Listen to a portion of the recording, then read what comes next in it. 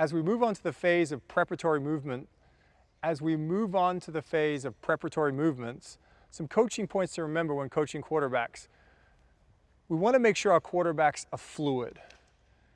Often as coaches, we segment drills. We break drills up, whole versus part. When you do part coaching, meaning you're going to start the throw from maybe an L position, you're segmenting the throw.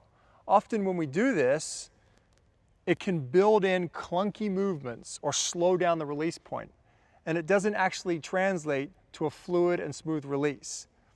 I find that if you can have your quarterback practice the entire movement in one move, specifically with the throw, it promotes a more fluid, natural release. Again, when breaking movements up, maybe you take the lead foot out first, go ahead and stride, but don't separate.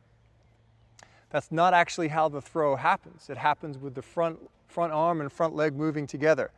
And I get it, sometimes we want to emphasize a point in the throw, but breaking it up can sometimes cause more harm than actually help. We also want to make sure we avoid template coaching. Bryce has a bigger hand than Ethan, so their grip is going to be slightly different. Like we talked about before, having guidelines rather than steadfast rules, they're going to have some slight differences in how they hold the football.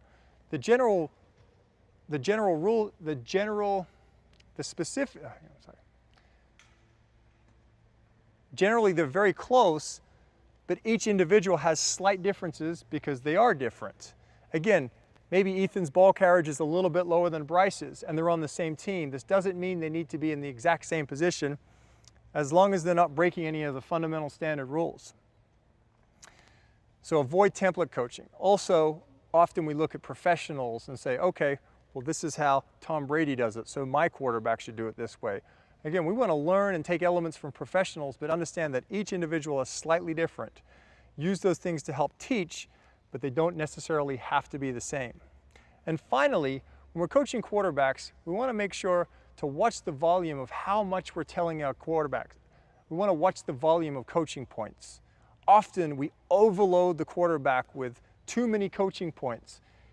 It's an explicit way of coaching when sometimes the best way to learn is through self-discovery, essentially letting them fail. Then come in with a coaching point to help guide them through the process rather than trying to force it down on them each and every rep.